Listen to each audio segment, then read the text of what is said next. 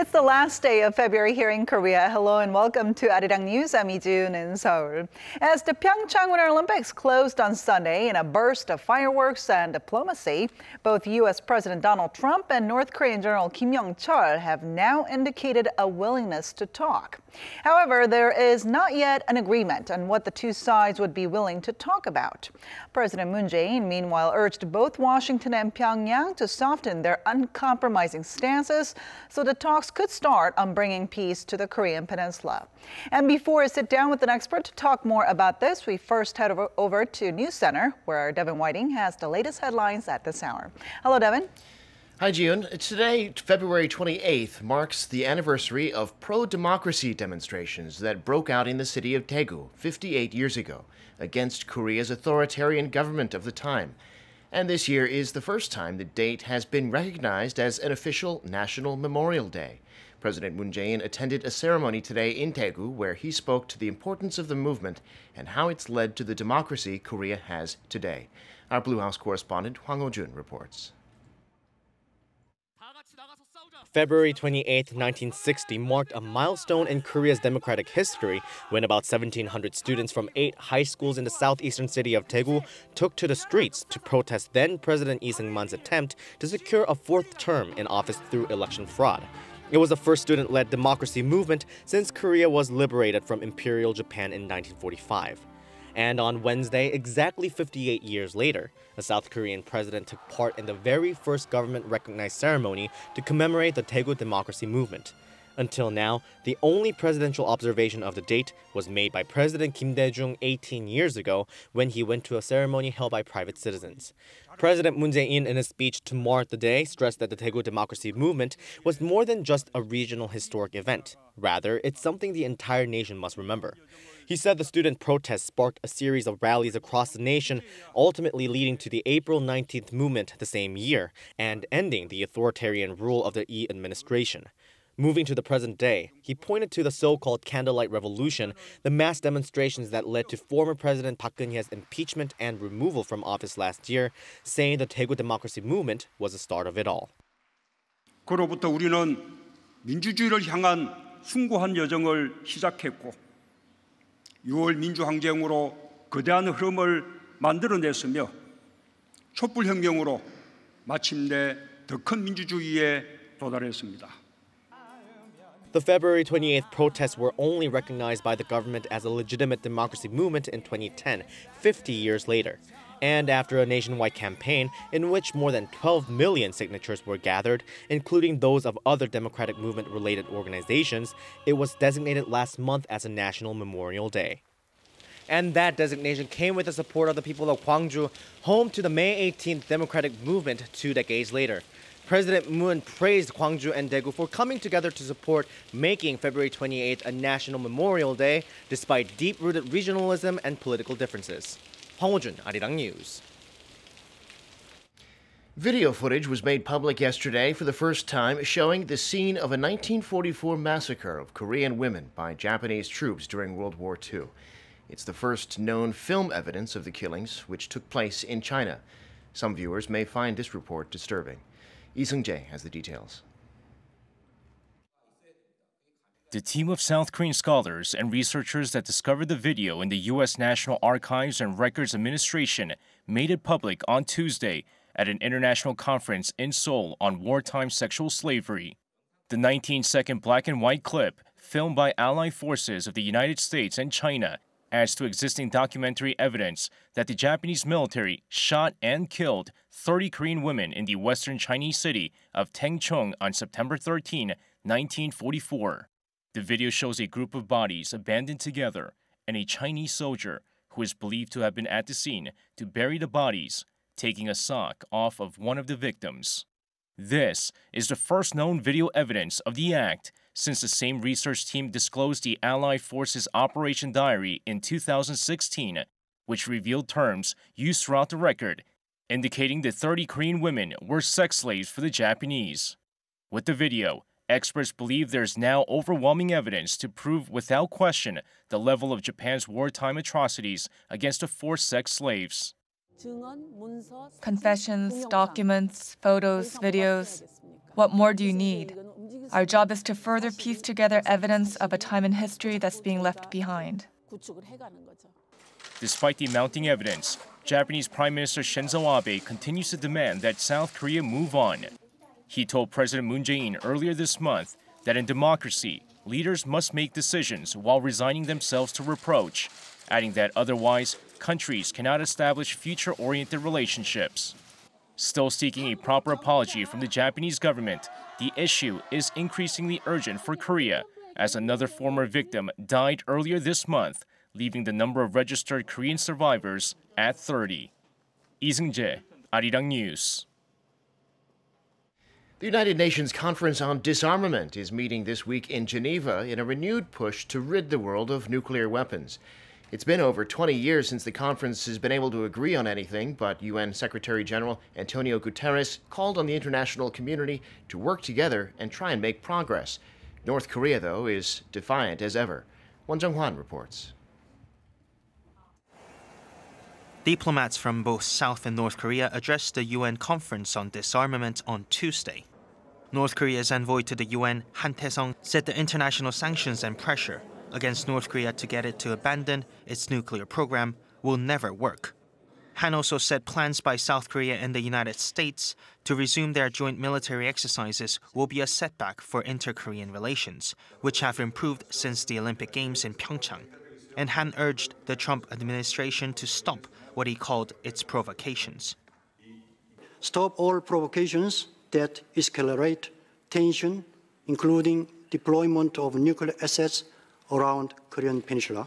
Second, completely stop the joint military exercises, which is key factor that undermines regional peace and security. Addressing Han's statement, South Korean Foreign Minister Kang Kyung-hwa said North Korea must realize that as long as it continues down the path of nuclear development, it will only face more sanctions and pressure. But Kang also said the sanctions on North Korea are not aimed at toppling the regime, but pressuring it to abandon its nuclear ambitions. Sanctions are not an end in themselves and are not meant to bring down North Korea, but to make it understand that its future lies not in nuclear weapons, but in working with the global community towards denuclearization. South Korean Foreign Minister called on the international community to faithfully implement the sanctions on the North. But she also said that if Pyongyang makes the right decision, Seoul will be ready to work towards a brighter and prosperous future. Meanwhile, U.S. Disarmament Ambassador Robert Wood was adamant that Washington will never recognize North Korea as a nuclear weapons state. He said North Korea needs to drop that as a demand and respond to calls for it to halt its banned weapons programs. South Korea would like to see its current thaw in ties with North Korea lead to a dialogue between Pyongyang and Washington. However, the U.S. says any such talks will only be possible under the right conditions, that is, on the principle of denuclearization. Won Jung-hwan, Arirang News. Korean companies are feeling a little less confident about business conditions in the country. The central bank says the slight downturn was mainly due to fewer working days in February, as it overlapped with the 4-day Lunar New Year holiday. Kim Ji-an has the details. Business sentiment among Korean firms worsened for the second straight month in February. The Bank of Korea says its Business Sentiment Index, or BSI, among overall industries edged down 1 point from the previous month to 77. The BOK attributes the drop to fewer working days, as the Lunar New Year holiday was in February this year. The central bank also cited a steep decline among manufacturers, which dropped 2 points from the previous month to 75, the lowest level since January last year. A reading below 100 means there are more pessimists than optimists about the economy. The BSI for the electronics sector tumbled 6 points from the previous month, mainly due to sluggish sales of Apple's iPhone X that affected local sales of smartphone components and prompted display prices to fall. BSI among exporters dropped 2 points from the previous month to 84 due to increased trade protectionist measures from the U.S., including recent anti-dumping measures on steel imports.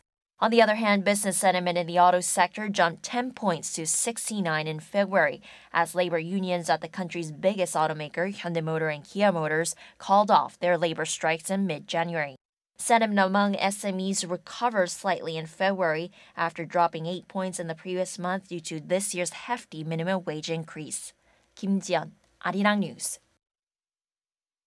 I'm Devin Whiting, and those are your news headlines for this hour.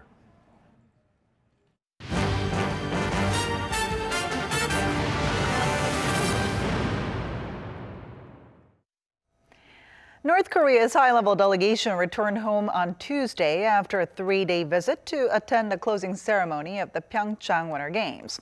And before returning home, the delegation said it was willing to talk with the U.S. Our Ji Myung-gil has more. North Korea's 8-member delegation of high-level officials met with President Moon Jae-in during its stay in South Korea, whereby the officials conveyed the regime's willingness to sit down with the U.S. for talks. The delegation was led by Kim Yong-chol, a top ruling party official who's known to be in charge of inter-Korean affairs. Kim's presence in the South, however, stirred a lot of controversy among the political circles in Seoul, as he is also widely believed to have orchestrated multiple attacks against South Korea. In their meeting, Kim told President Moon that improvements in inter-Korean relations need to be achieved in tandem with better Pyongyang-Washington ties. After Kim's remarks were made public, the White House said the U.S. will see if North Korea's stated willingness for talks is a commitment to giving up its nuclear weapons program. President Trump said Monday that talks with North Korea are possible only under the right conditions. Before returning back home on Tuesday, Kim was asked by South Korean reporters about his assessment of the trip. But the official chose to abstain from any comments and just briefly lifted his right hand as a sign of farewell. The North Korean delegation arrived in South Korea at the same time a U.S. delegation led by President Trump's daughter, Ivanka Trump, but the two sides did not interact in any form or manner. Kim's trip followed the visit of another North Korean delegation led by the regime's ceremonial head of state Kim Yong-nam, as well as Kim Yo-jong, the younger sister of North Korean leader Kim Jong-un. The officials, the highest level ever to arrive in South Korea, attended the opening ceremony of the Pyeongchang Winter Olympics on February 9th. Ji Myung-gil, Arirang News. And to tell us more about the chances of us seeing talks between the U.S. and North Korea, as well as what roles South Korea should play in order to keep up the Olympics-inspired détente, Professor Shin Sang-hyuk from Kyunghee University joins us in the studio today.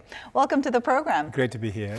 All right, so it looks like North Korea and the U.S. could have talks after all. So what are we expecting on this front? Yes, it does. Actually, as you know very well, to have the direct talks, the USA government has asked the stop of the nuclear programs and inter-ballistic missile programs of North Korea.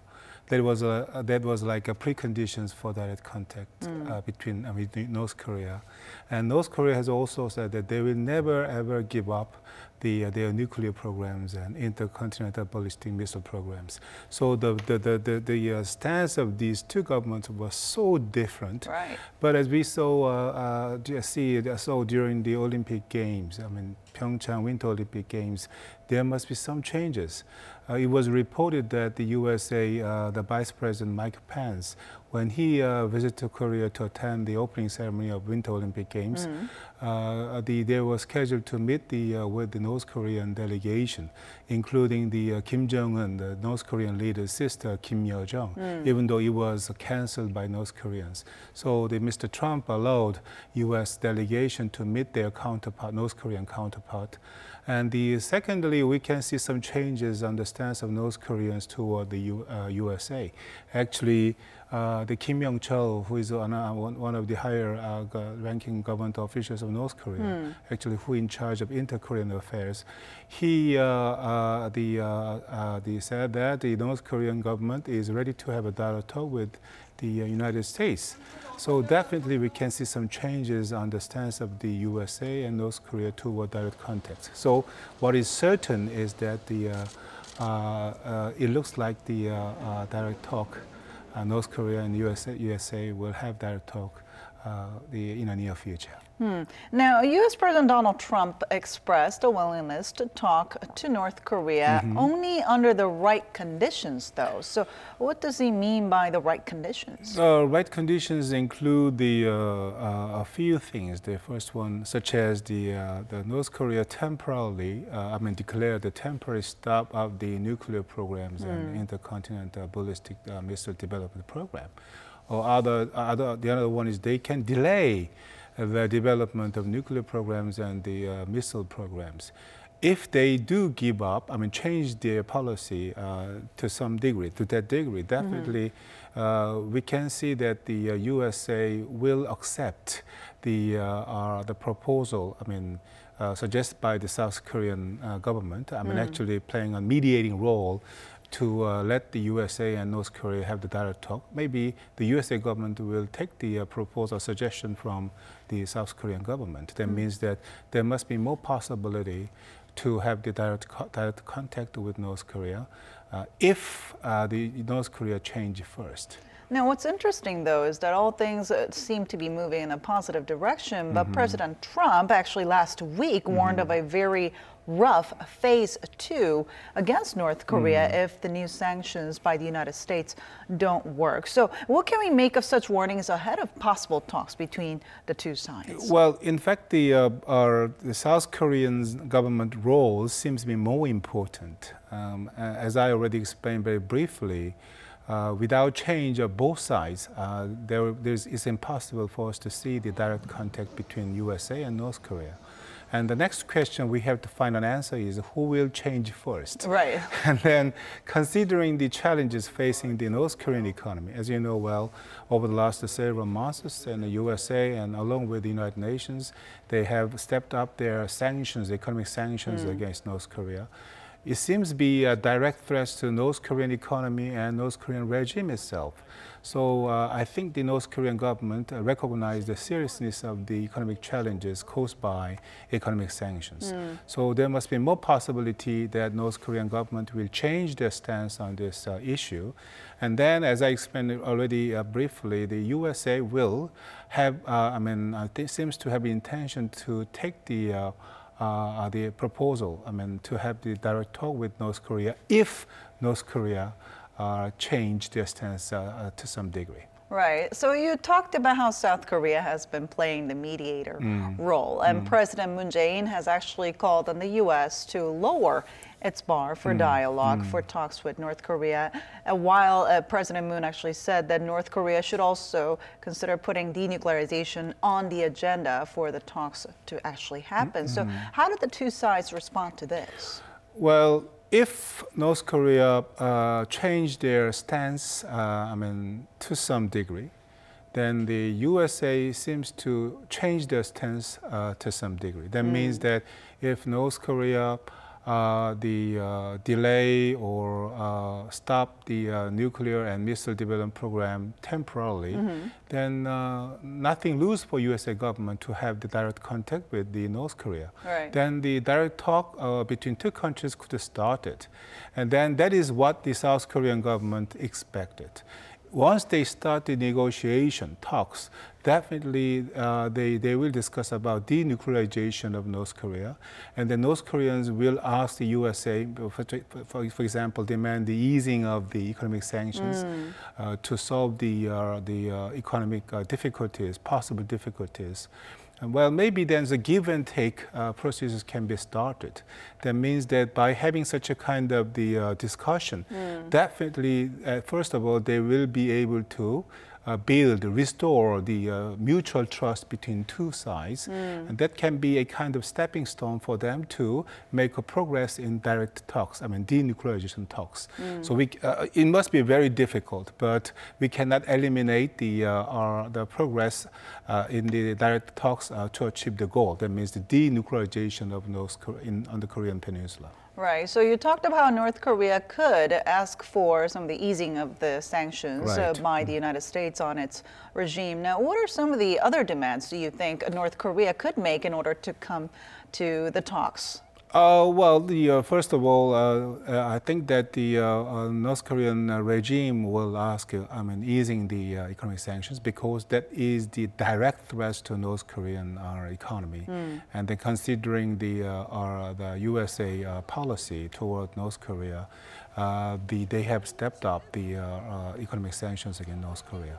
The another one is actually they will just try to ask the USA and South Korea to stop their joint military drills because we cannot deny that the North Koreans are really worried about, well, possible threats are from the USA and the South Koreans, right. From their perspectives, because they want to keep their regime, definitely military, the power existence, US existence in the Korean Peninsula can be another threat. So maybe they can ask such a kind of things to the North USA government. But we have to think about these issues all together. We cannot think these issues separate from each other. So that is one of the most important part, as well as the most difficult part, to make a progress at the dialogue talk between two governments. So it looks like still a lot of things are up in the air. So what kind of action should the South Korean government take at this moment in order to continue this positive momentum toward talks?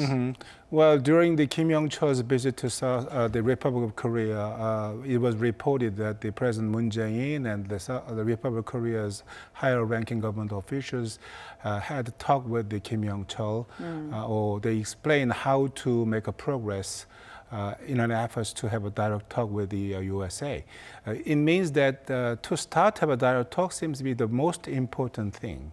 As I already explained briefly, over the last several years, USA and the North Korea have, the relations was cut off. So out of sight, out of mind, you know what I mean? So the trust, well, I don't know how much trust they had in the past, but even such a kind of the low level of a mutual trust has been eroded out over the last several years. And definitely by starting the direct talk, owing to the devoted efforts of Republic of Korea, if can be realized, definitely there can be a first step to restore the mutual trust between the two governments. Based on the mutual trust, if they can keep on discussing about denuclearization, I think there must be some possibility to make a progress. But as we discussed before, there must be many things to be solved.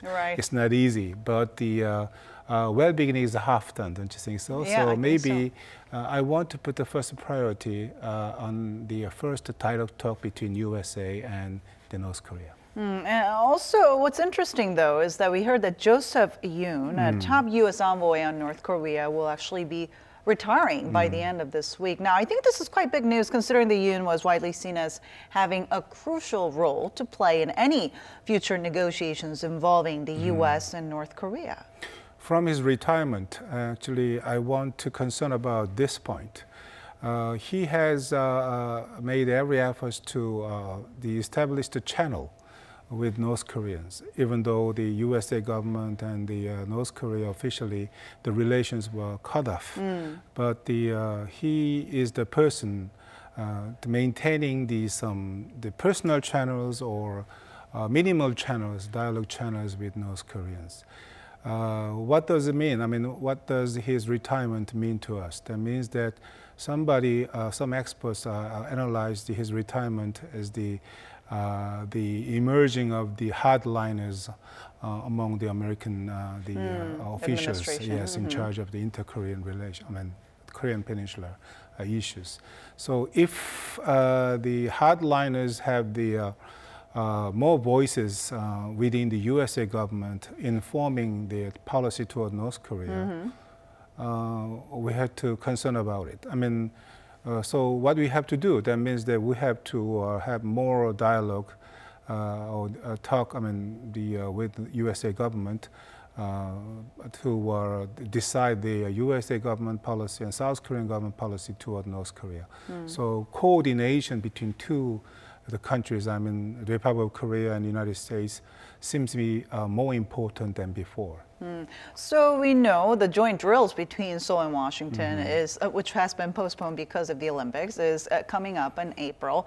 Do you think we could be seeing talks between the U.S. and North Korea before that happens? That's very important. Actually, we as Pyeongchang Winter Olympic Games just ended.